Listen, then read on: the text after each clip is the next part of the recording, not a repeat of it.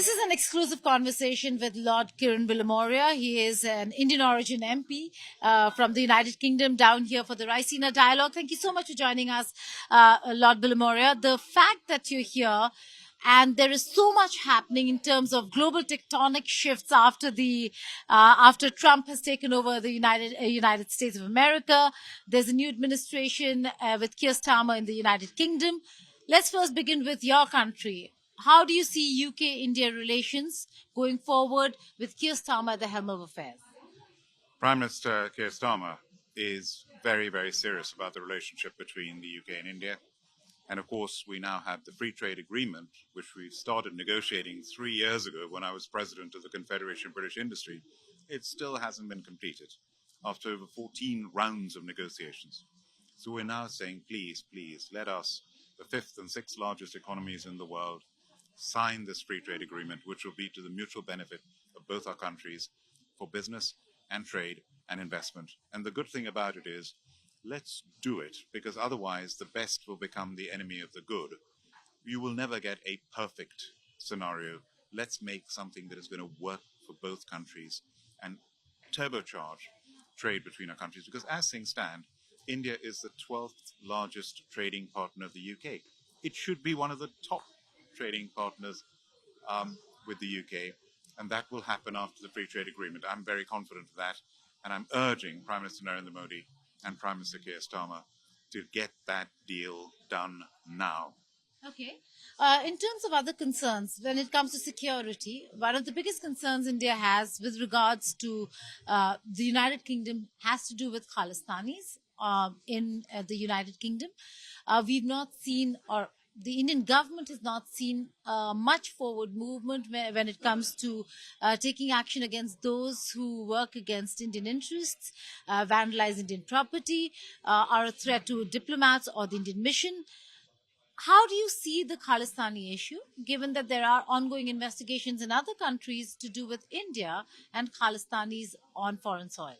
What happened with the attack on the Indian High Commission in London is completely unacceptable and was not at all accepted by anyone. And the British government were very annoyed about it. Everyone. We were all very, very seriously upset that that should happen in the UK to our High Commission, and it's totally unacceptable.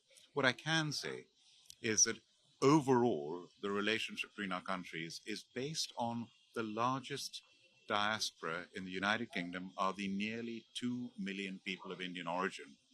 And the people you're talking about, let's look at the nearly 2 million people who are now reaching the very top in every area. I mean, we've had a Prime Minister of Indian origin.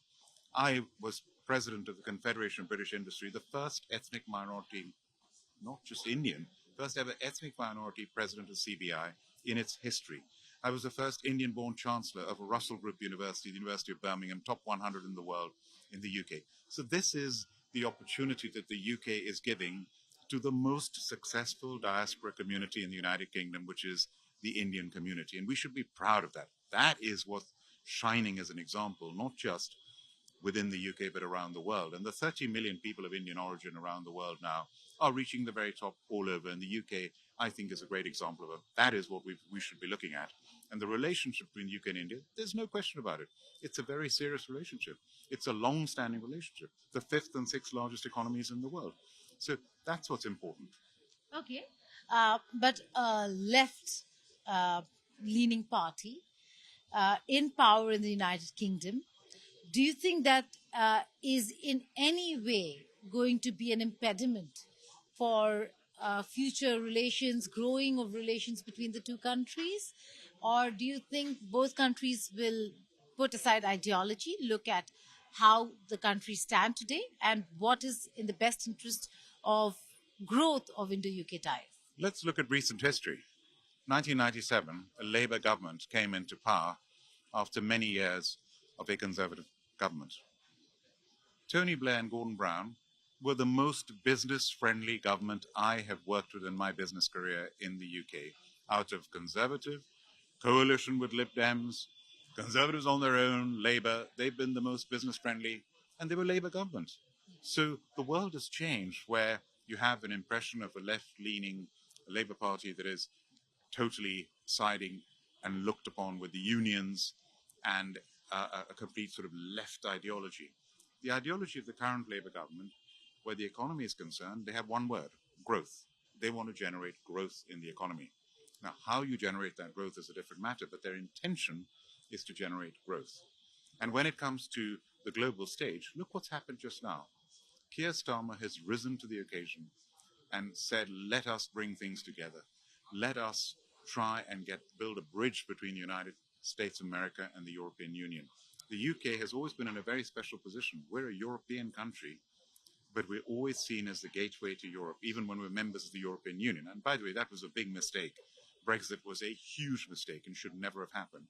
But in spite of Brexit, we're still seen as a special country that is European, may not be a member of the European Union, but we are the gateway to Europe. And we're in that position to do that. And India, again, is a country with huge respect. And India and the UK can together be seen as these bridge builders around the world, to the world's benefit. Right. You've just taken me to my next question. The gateway to Europe. Is Europe vulnerable today because of the Russia-Ukraine war? And the position that Trump administration has taken, we did see the Starmer-Trump interaction did not go down as planned, but certainly for London, it is important to see a strong Europe, and that seems to be in trouble right now. What is very clear is what happened 3 years ago in February 2022, when I was president of the CBI, the Confederation of British Industry, and Russia invaded Ukraine. Russia thought at that stage it would walk into Ukraine and the Ukrainians would lay down their arms and they could take over the whole country. In reality, what we've had is this horrific war that has gone on for 3 years. And Russia has taken 20% of Ukrainian territory now, and it's become a war of attrition, but sadly, thousands and thousands of people on both sides losing their lives. Ukraine alone has 80,000 amputees. I mean, this is tragic. Young lives ruined. This war has got to stop. And I know India has been saying right from the beginning the war needs to stop. What the UK is saying now, and what Europe is saying, we have got to be united. We've had NATO. NATO has been a formidable force. And I remember in 2019, 70th anniversary of NATO, I said in the speech in the House of Lords, we in the UK need to up our defense expenditure from 2% of GDP to 3% of GDP. I was the first peer to say that. Now we've been talking about taking it to 2.5%, and we want to take it to 3%. But I said that 6 years ago. We all in Europe need to increase our defense expenditure, and that's a must. And Donald Trump was absolutely right in his first term when he said NATO members should all be spending at least 2% of GDP, and they were not. Now everyone is upping the game, and Europe that way is now united. And by the way, But do you think Europe will accept an arrangement made or orchestrated by Trump, where Russia gains to gain Ukrainian land and US gains minerals? this is a negotiation that is going on at the moment. What I will say is the two nuclear powers in Europe are the UK and France. And the UK has an at-sea nuclear deterrent with our submarines 24 hours a day, 365 days a year. And that's a very, very powerful deterrent that we have, which we have said is to the benefit of the whole of Europe. If it comes to it, it's the benefit of Europe. At the moment, it's the benefit of Europe and NATO. So we are very clear in our NATO obligations as a country. We know that if whatever happens to any NATO country, even if it's a tiny little NATO country, one attack is Article 5 and the whole of NATO gets behind it. And it's only ever been implemented once, by the way, Article 5, and that was 9/11 in 2001 in Afghanistan when NATO went there. So I think it's very important that NATO sticks together. But of course, the biggest power behind NATO is the United States of America. And America needs to be committed to NATO. Do you think the commitment will last? Well, it should last. And because if you look in the long term, it's to America's benefit to have a secure world. And NATO definitely provides that security. And together we are strong. And by the way, one of the biggest mistakes that Putin made when he invaded Ukraine was now we have Finland and Sweden as members of NATO. And they were not members of NATO before 2022 February. They now are. And they are very powerful military nations, both in terms of Finland being able to mobilize 300,000 trained troops within weeks. And they have a border as long as the Ukraine border with Russia, and they've had a war with Russia going back historically. Furthermore, Finland and Sweden are huge military manufacturers of artillery, of rifles, of aeroplanes, fighter jets, tanks. They are formidable defense manufacturers as well. So that's a big mistake Russia has made. Right.